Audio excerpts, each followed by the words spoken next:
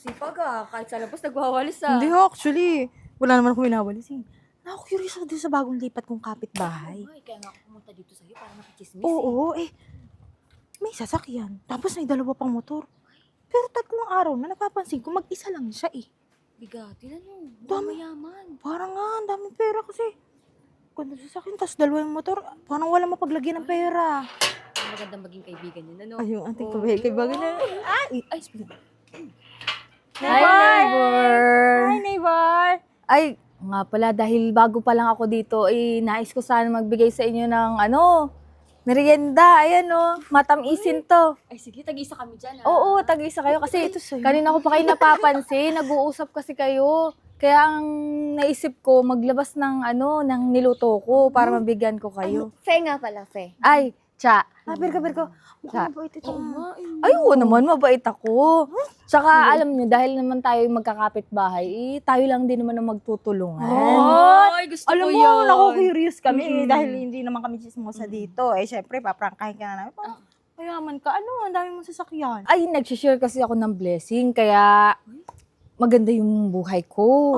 Ay, sana all. So, tumutulong ka sa mga Nangangailangan. Oo, yung gano'n. Oo naman, alam nyo. Ganun pala. Lalo na, halimbawa kayo, pag nangailangan kayo, pwede kayong kumatok sa bahay ko. Welcome naman talaga? kayo. Oo naman. Napakabait pala talaga. Okay lang ba kahit kailanganin namin agad-agad pag madaling araw, ganun? Ay, oo, mag-isa lang naman ako dyan. Tapos, madami nga akong mga gamit dito. Minsan, hindi ko pa naayos yung gamit ko eh. Kung halimbawa, mamroblema kayo, handa naman akong tumulong para sa inyo. Uy, baka may mga gamit kang hindi na ginagamit yan, baka pwedeng bigay mo na sa amin. Oo, Oo. namutulong daw siya eh.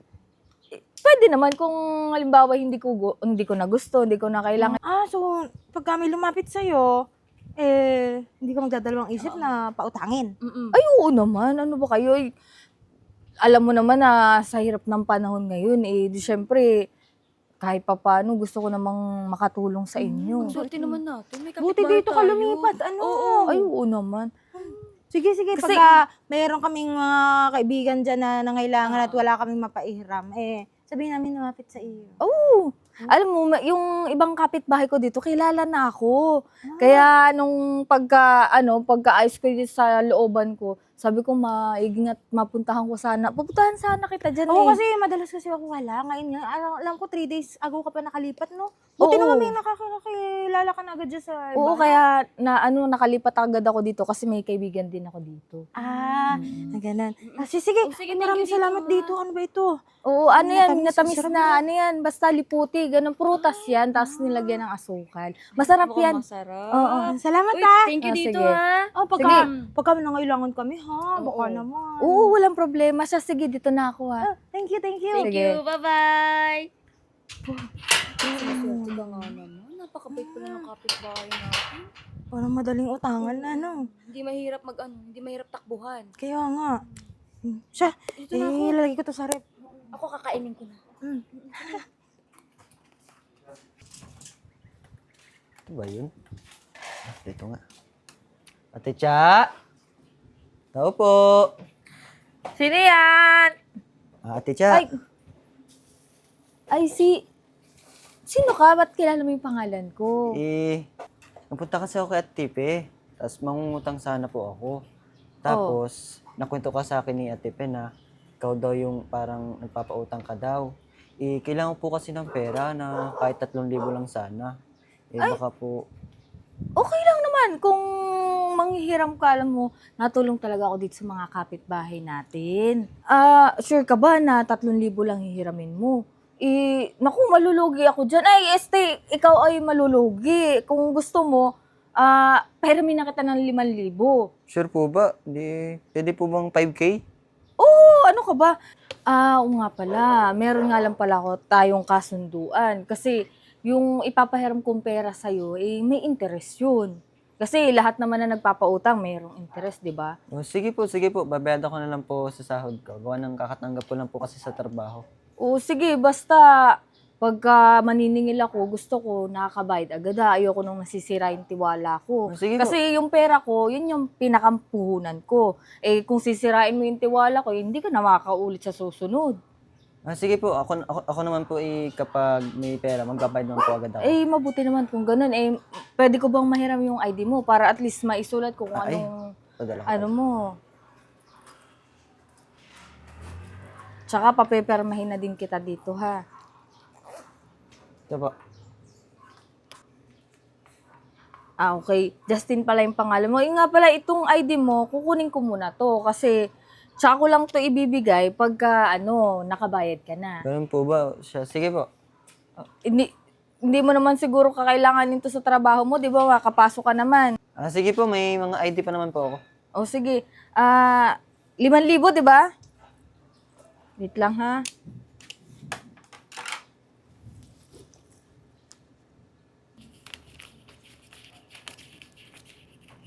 Ito pala, 5,000. Buti na lang, naabutan mo ako kasi maniningil din ako sa nag-utang sa akin eh. Sige po, tsaka po yung address ko nandyan na po sa ID. Sige, pupuntahan na lang kita pag sisingilin na Sige kita. po. Sige, salamat din. Another tubo. Justin! Labas ka dyan, maniningil na ako. Ate Cha. Justin, punta ako dito kasi Quincenas ngayon, maniningil na ako ng utang. Bakit po Quincenas? Di ba, usually kapag po nakahiram ng pera, katapusan pa naman po ang bayadan pag ganyang nautang. O bakit? Kailan ka ba tuwing sumasahod? Quincenas at katapusan. Quincenas at katapusan. Kaya Quincenas nang naniningil na ako ng tubo, tapos sa katapusan, maniningil ulit ako. Paano po yun? Akala ko po kasi, katapusan pa, delay pa naman po ang sahod ko Problema ko ba yun na madili yung sahod mo? Hindi ko nakasalanan yun. Alam mo, kung hindi ka makakabayad ngayong ng tubo, idadagdagan ko ang tubo ulit niyan sa katapusan. Ate Cha naman, ang laki naman ng mababayadan kong utang pag ganyan ginagawa mo. Nagrereklamo ka. Nung lumapit ka sa akin, ang bilis kitang pinautang, tas ngayong maniningil ako. Anong gusto mo? Ako pa ang mag-aantay. Akala ko naman kasi ayos ka magpautang Ate Cha, kabait-bait mo naman, kaamo-amo po kasi tingnan nun Magpasalamat ka nga at pinahiram pa kita ng pera eh. Kahit hindi naman kita kilala. Ang bilis-bilis kong magpahiram sa inyo, tapos ngayon magrereklamo kayo pag singilan na. Hindi dapat pala, 3,000 lang yung inutang ko. Ginawa mo pang 5,000, di mas lalo lumaki yung utang ko sa Di ba inyo. pinakinabangan mo naman yung pera na yun? Ngayon magrereklamo ka. Pinakinabangan ko ngayon naman. Ang laki-laki pa ng ikukunin yung Hindi ko tubo sa akin. na kasalanan yun kung hindi ka marunong mag-budget ng pera mo. Alam mo, pag hindi ka nakabayad ngayon, madadagdagan ulit yung utang mo ha? Naiintindihan mo yun? Grabe ka naman, Teacher. Wala na akong ibang masasabi sa'yo kundi bayaran mo ang utang mo dahil kung hindi mo mababayaran, bahala ka malubog sa utang. Paano yan? Di ano na lang ko, Teacher, sa sahod ko na lang. Oo, sige, sa sahod mo, pero times 2 na yung tubo ng utang mo. Mabuti pa mauna na ako kasi maniningil pa ako sa iba. Teacher naman. Magrereklamo ka na Times 2. naman. Bahala ka dyan, mamroblema ka kung gusto mo mamroblema. Bayaran mo yung utang mo sa akin. Grabe talaga ro. Di na lang umutang doon, ganun pala yun. Cha? Uy, pe, pasok! Ay, Cha. May hihingin sana akong pabor sa'yo kaso nakakaya Ano ka ba? Bakit ka naman mahihiya? Magkapit-bahay naman tayo. Tsaka kasi- handa naman ako tumulong, di ba? Yung nanay ko kasi na hospital kagabi. Kulang kasi yung pinabili kong gamot. Ngayon, manghihiram sana ako sa'yo ng 5,000 lang. Bakit hindi mo agad sa akin sinabi? Nasa ospital pala yung nanay mo. Ayoko naman kasing abalahin ka. Pupunta ako dito na madaling araw. Ano ka ba? Wala namang problema sa akin yun. 5,000 ba? Gusto mo, gawin ko ng 10,000. Lalo na nasa ospital yung nanay mo. Hindi, Cha. 5,000 lang kasi yung kailangan ko. Baka mamaya mahirapan ako magbayad yan kung 10,000 yung uutangin ko sa'yo. Sayang naman. Lalo na, may pera naman ako dito. Handa naman ako tumulong sa Hindi, inyo. Cha. 5,000 na lang muna. Basta pag kailangan ko ulit ng pera, hiram ulit ako sa'yo. Oo, sige, walang problema sa akin. Kailan ba kailan mo ba ito mababayaran? Cha, babayaran ko na lang sa sahod ko. Kailangan ko lang talaga kasi ng pera O sige, wala nang problema. Kung babayaran mo naman agad, syempre pupunta ako sa inyo pagka bayaran na, ha? Oo, walang Kasi problema. itong pera na ito, pinapaikot ko lang din. O, Cha. 5,000 to. Maraming salamat, ha. Ano ka ba? Hindi mo naman kailangan magpasalamat, nandito lang naman ako. Willing naman akong tumulong sa mga problema nyo. Eh, yun na nga, buti nga kasi may kapitbahay akong katulad mo na nagpapahiram ng Ayun hindi, naman. nagdadalawang isip. Katulad yan kapag may emergency, di ba? Oo na, bihira, alam mo, bihira sa mga kapitbahay, yung mga ganito ka klaseng kabait na na kapitbahay nyo, di ba? Kaysa naman mangungutang kayo sa iba, tapos hindi nyo pa masyado kilala. Oo, yun na nga, yun din yung iniisip ko. O, kaya nga buti na lang nandiyan ka. Eh siya, salamat ha, dito na ako kasi pumunta pa ako sa ospital eh. Oo, sige, ano mo na lang, tawag dito, kamusta mo na lang ako sa nanay mo. Ay pagka halimbawa kailangan mo pa ulit ng pera, pwede ka namang bumalik ulit dito. O, tsaka sige, salamat ha, dito na ako. O sige, mag-ingat ka. Ay, naku, buti na lang talaga may mabait akong kapitbahay, Tipe. nakautang.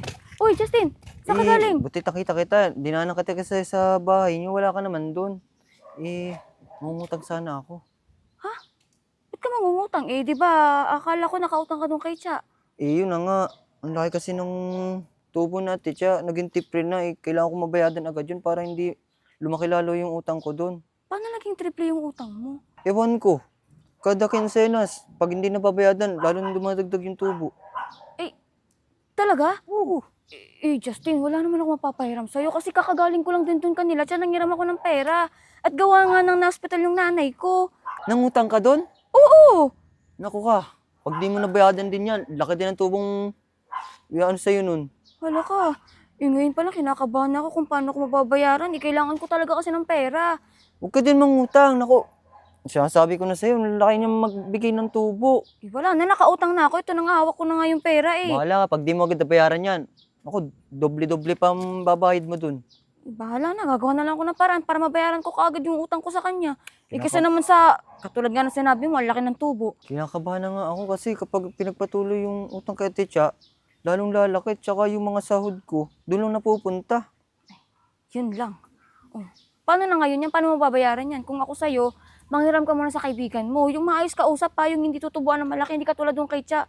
Kasi ako, simula ngayon, mag-iisip na ako kung paano ko babayaran yung kay Cha. Mahirap na baka mamaya, matubuan din ako ng malaki. Kaya nga, bayadan mo na agad yun kasi sagot ka dun. Ito, gagamitin ko muna to sa ospital. Sige, Sige na, dito muna ako ha. hanap muna ako ng mga utangan doon. Pambayad kay sige. Techa. Ang hirap eh. Ano ba yan? Maulan ang aking paniningil. Pe! Pe, nandito na ako para maningil. Ay, Pe! Ay, buti naman, nandiyan ka na. Pero, okay lang ba? 3,000 lang muna ibabayad ko ha. Kasi may mga binayaran akong iba eh. 3,000? Oo. O sige, kukunin ko na. Ayan. So, bali, ang utang ko sa'yo, magkano na lang? Ganun pa din. Ha? Oo, kasi tubo pa lang to. Hindi mo pa nababayaran yung pinakang utang mo. Alam mo kasi, Saglit lang. Ang laki naman yan. 3,000 na yan eh. Tapos yung tubo pa lang yan. 5,000 lang naman yung utang ko sa'yo. ganun talaga. Alam mo naman yun na patakaran ko eh. Tsaka, kinsenas katapusan ako naniningil. Kasi, once na hindi ka kasi nung nakaraan, nung kinsenas, pumunta ko dito, wala ka. Ngayon, yung tubo nun, nung interest na yon, tumubo ulit kasi nga, hindi ka nakabayad. Saglit. Ay, umuulan! Nari pa si Ilong! Ay, Jan, dito ka pala! Oh. Cha, paano yun eh? Wala naman tayong maayos na usapan. Di mo naman in-explain sa akin na maayos na ganyan pala yung patakaran mo dyan sa pagpapautang mo. Aba, ngayon nagreklamo ka. Ang bait-bait ko nung nagpautang ko sa inyo, tapos ngayon mag-reklamo kayo. Kasi Mars, nagmutang ka sa kay Cha na 5,000. Oh. Ngayon, binayaran ko na ng 3,000. Tubo pa lang daw niya yun. Wala pa daw yung bayad ko na dun sa utang niya. Ay, dun sa utang ko. Oh. Bakit nagreklamo kayo? Bakit ako bang sino ba ang nangailangan? Di ba kayo? Ayun, tapos teka, ngayon, Parang ang bait-bait mo nang pakilala mo sa amin. Ayun Kapag na may nga nangangailangan, pwede kang takbuhan, na nag-share ka ng blessing. Ano nangyari? gano'n naman talaga sa pautangan, di ba? May interest yun. Kaya once pala na sabi sa akin ni mangutang Justin ka. Mars, nangungutang nga sa akin si Justin. Sabi ko, wala akong mapapahiram. Sabi ni Justin, ang laki daw ng tubo dito. Baka daw doble pa nga daw yung babayaran ni Justin dun sa Kung utang ngayon niya. nagre-reklamo kayo, nung nangungutang kayo, ang bait nyo. Hindi ko naman kayo pinilit na mangutang sa akin.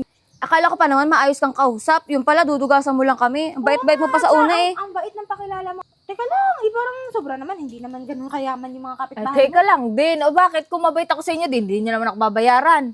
Parang hindi ka naman na makatao, Cha. Sobra naman na yung paniningil mo. Parang halos kalahati na. Kaya pala ang bilis mong yumaman eh. Ganyan pala yung ginagawa mo eh. Sasakyan. Oo. Ay, hindi ko nakasalanan yun. Kung nangutang kayo, dapat yung bayaran yun. Hindi ako charity na para lang magbibigay ng pera sa inyo. Ang hirap mo naman palang utangan. Di sana sinabi mo na lang umpisa pa lang na ganyan Oo. pala ugali mo. O ngayon, ako pa may kasalanan. Ako na nga nagbabuting loob sa inyo. Pag nangangailangan kayo, mabilis kayong binigyan ng pera. Akala ko pa naman iba ka sa lahat. Kasi nung unang sabi mo sa akin, buti na lang, hindi ako lumapit sa iba kasi baka mas malaki pa ang tubo mo. Eh, mas malaki pa lang ang tubo sa'yo, trip. Ay, hindi ko nakasalanan yun. Basta, wala na tayong dapat pag-usapan itong 3,000.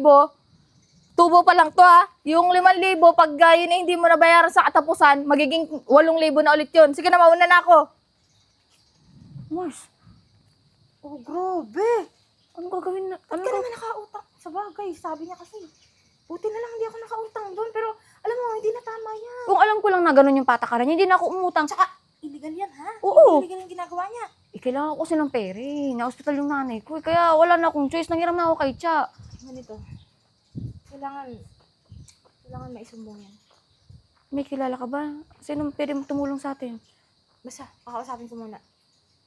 Hindi naman legal yung ginagawa niya eh. Mabawal kaya yan. Oo Tapos nga. sobrang tapang niya pa. Akala ko pa naman maayos siya magpautang. Di pala. Like, iyan mo na ako, O Mars. sige. Uy, Justin. Kompleto na ba yung pambayad mo dyan kay Cha? Kompleto naman ah. Sakto. At least, di ba may pambayad na tayo? Kahirap kasi yung utang mo. Justin, nandito na para maningin. Oy, Pen, nandito ka pala. Mm-mm. Sakto-sakto. Magbabayad ka na rin ng utang mo, di ba? Mm-mm. Kasi, dito na ako para hindi ako pupunta sa bahay niyo. Oh. Oh, Justin, bali yung utang mo ay 15,000 kasi nagdoble na yung interest ng utang mo. Hindi ka nakabayad ng 2 buwan. Oh, sige, sige. Pero, hinihintay lang kami. Ah. Ay, nando kasi Okay, yung... ikaw naman, 8,000. Mamaya na lang namin iabot ha kasi may hinihintay kami. Eh, sino ba yan?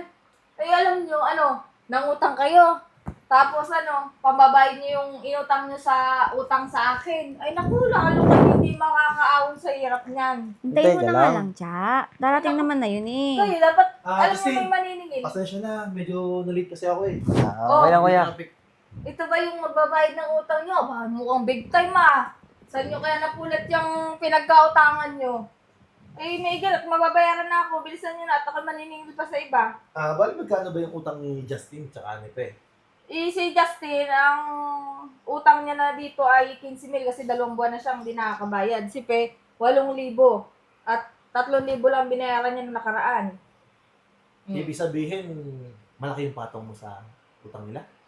Kinselos, katapusan ako nag-interest sa mga utang nila. Pag di nila nabayaran yung interest ng kinsenas, madadagdagan ulit niya sa katapusan. Okay. Total, sa'yo naman ang galing na kisas katapusan, yung tubo mo, di ba? Oo. Alam mo ang pwedeng questionin yan sa korte? Lalo na sobrang laking tubo mo. Korte? Bakit? Sino ka ba? Attorney Charles. Attorney? Wala akong magagawa kasi pumayag sila sa kasunduan namin na merong tubo yung utang. Tsaka, lahat naman na nagpaputang may tubo naman talaga yun. May pinarmahan ba sila? Oo, meron. Di ba, Justin? Kinuha ko pa nga ng idea yan eh. Ayun, sige, nakanotaryo ba?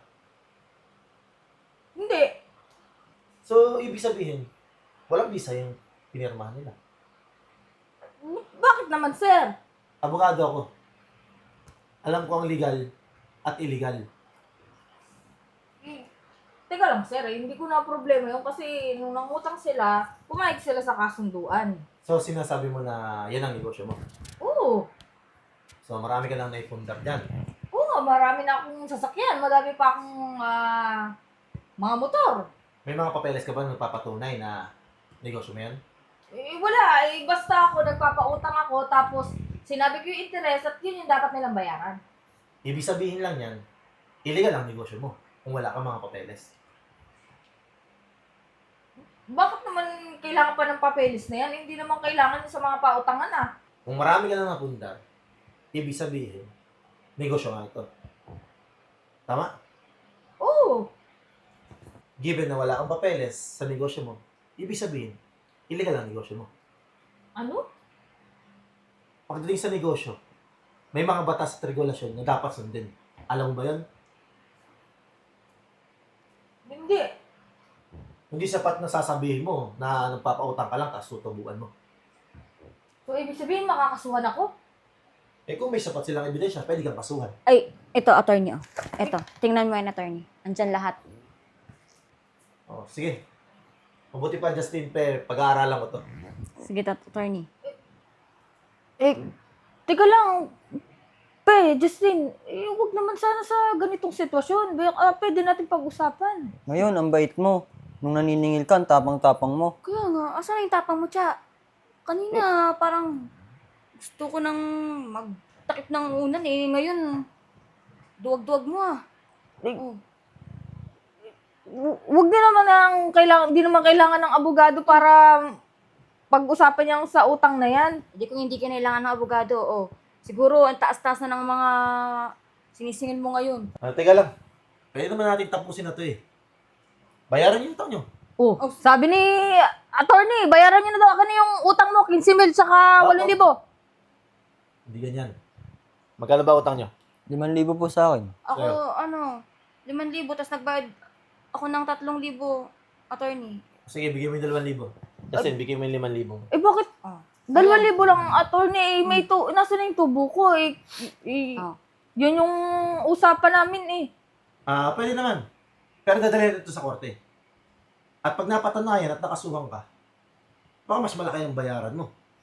Baka ikaw ngayon ang malubog sa utang. Gusto mo ba yun? Hindi attorney, okay na po ito. Sa susunod, bago ka magpautang, alamin mo muna yung tamang proseso. Baka mamaya, tuluyan ka namin eh. Hindi na po attorney. Akin na po yung Hindi pwede. Kailangan ko to. Baka mamurisyo ko pa sa ibang tao eh. Attorney, paano kasi yung utang ko dyan? Maniningil pa ako Maniningil ka pa? Sige, tara, samahan kita. Tatanggalin natin ng mga tinubo mo sa pinautang mo. Tara na! Sige na, sumama ka na.